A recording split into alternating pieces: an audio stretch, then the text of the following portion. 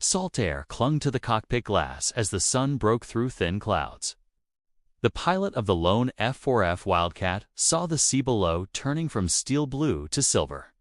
The radio stayed quiet. The engine hummed through the frame.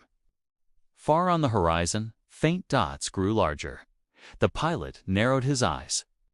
The shapes formed into angled wings and long noses. Japanese Zeros. The Wildcat climbed a little, the controls stiff against the rising wind. The pilot tasted sweat. The incoming formation spread wider. The air felt tight, heavy, waiting to break. He steadied his breathing.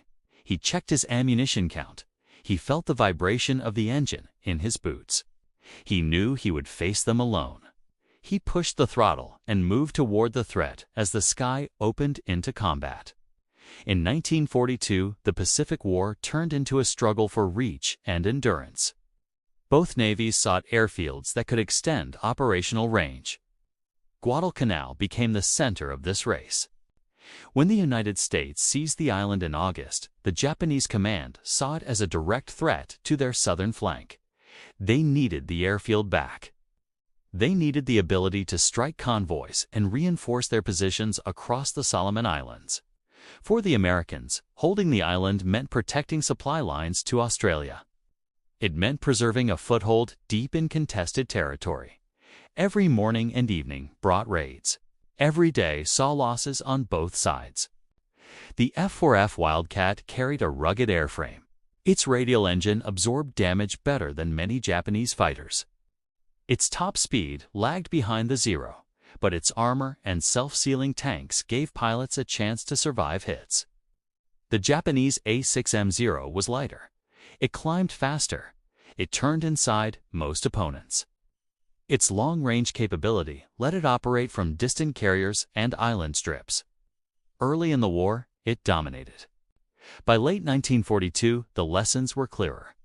Wildcat pilots adopted new tactics. They dove instead of turning. They used altitude to protect themselves. They managed energy carefully to avoid becoming easy targets. Still, numbers mattered. The Japanese often sent formations that overwhelmed small units defending Henderson Field. On many days, only a few Wildcats were available.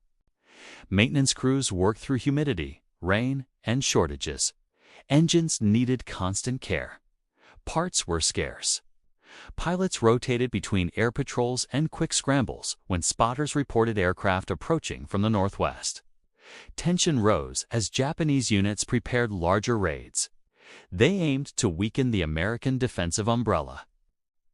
Bombers needed gaps to strike runways and support ships offshore. American units tracked these patterns and attempted to intercept early, but interceptions required aircraft ready to fly, and that placed constant pressure on pilots and machines. Experience shaped every engagement. Mistakes cost lives. Timing, altitude, and coordination determined survival. Sometimes a single Wildcat launched to buy minutes until others could join. Pilots knew the odds. They climbed into cockpits anyway. Their job was to hold the line. Minutes bought in the air meant bombs delayed or misaligned. They meant enemy formations disrupted. They meant the airfield stayed operational long enough for reinforcements to arrive. One human angle stands out. Pilots often flew with little rest. Heat on Guadalcanal made sleep short. Nights brought insects and noise. Letters home described exhaustion without complaint. They knew their aircraft had limits. They strapped in each morning with focus and discipline. Any scramble could be their last. Fear existed, but training shaped reactions. They memorized each movement and each scan of the sky. A lone Wildcat facing several Zeros needed altitude above all. It needed speed. It needed discipline. Turning with a Zero meant defeat. Pilots fired short bursts to conserve ammunition. Japanese formations broke into elements that flanked and trapped defenders. The lone pilot watched all directions at once. Small errors ended fights. A dive could shake a pursuer. A climb might create a firing angle.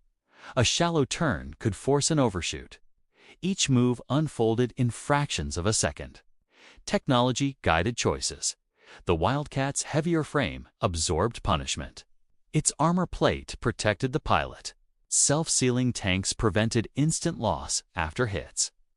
The Zero carried no cockpit armor. Its agility came from low weight. That same weight made it vulnerable to .50 caliber fire. Sustained bursts cut through frames quickly. The Wildcat could dive at speeds the Zero risked breaking apart in. This mismatch shaped the air war. Pilots fought within the limits of their machines as much as they fought each other. From the enemy side, Japanese pilots viewed lone American fighters with mixed expectations. Many expected quick victories based on early war success. But they learned to respect the Wildcat's toughness. Reports noted how American pilots used vertical maneuvers to escape traps. They saw that the Wildcat stayed intact after long bursts. It frustrated them. They understood that even one Wildcat could disrupt formations long enough for other American fighters to arrive. These encounters carried psychological weight. They showed that the Americans would not yield easily. The turning point in one encounter came when a lone Wildcat rose to meet a formation of 3 Zeros approaching Henderson Field in late 1942. Radar and spotters had identified the incoming fighters. Other aircraft were grounded for refueling or repairs. The pilot climbed to intercept. He held about 1,000 feet of altitude advantage. The Zeros approached in a loose V as they closed. They spread wide to force the Wildcat into a turn. The pilot refused. He pointed his nose slightly downward to gain speed. The first Zero climbed toward him, trying to lure him into a turn. He dove instead and fired a short burst. Tracers cut the sky. The burst struck the Zero's wing root. Smoke streamed out. The Japanese pilot pulled away and lost control. The aircraft fell toward the sea. The other 2 Zeros reacted fast. One climbed above the Wildcat's path. The other looped wide to flank him. The pilot rolled out of the dive and used his remaining speed to climb sharply. The Zero above misjudged closure speed. It shot past. The Wildcat reversed its roll and fired at close range. Rounds tore through the fuselage. Flames erupted. The second Zero broke apart.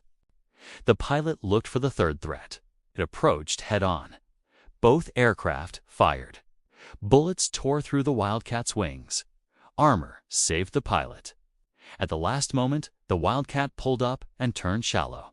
The Zero overshot again. The pilot pressed the throttle.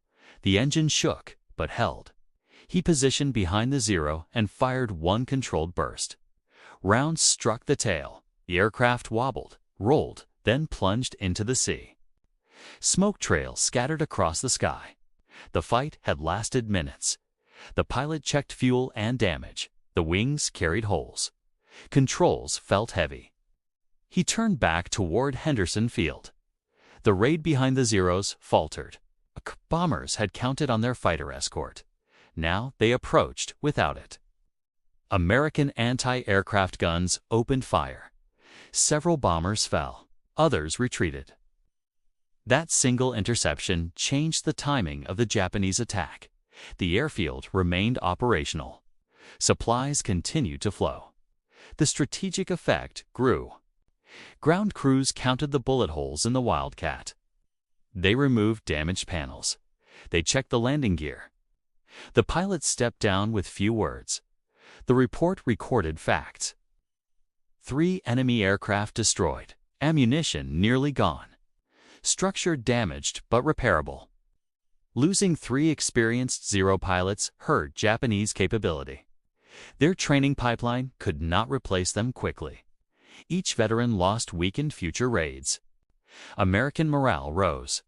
The encounter proved that tactics could counter numerical disadvantage. It reinforced the value of radar coordination. It protected the lifeline to Guadalcanal. As months passed, Japanese pressure weakened. Fuel shortages worsened. Maintenance challenges grew. Air superiority began to slip. The Americans expanded their foothold. Events like this shaped doctrine. They influenced training. They guided development of new aircraft like the Hellcat and the Corsair. The Japanese faced the opposite trend. Their lightweight design stayed agile but fragile. Their pilots lacked protective gear. Their doctrine kept favoring offense even as losses increased. By early 1943, the balance shifted. The Americans held Guadalcanal. They built new airstrips. They moved north with growing strength. The Japanese withdrew, losing aircraft and crews they could not replace. The Wildcat remained a symbol of early defense. It represented endurance. It proved that discipline, training, and tactical clarity could overcome technological gaps. This encounter taught the world the value of adaptability. It showed that victory depends on understanding machines, terrain, and timing. It demonstrated how small units can shift the direction of larger operations. The air war in the Pacific revealed the cost of underestimating an opponent. It showed how resilience can erode early advantages. The story of a lone Wildcat against 3 Zeros stands as evidence of how individual action shaped the broader conflict.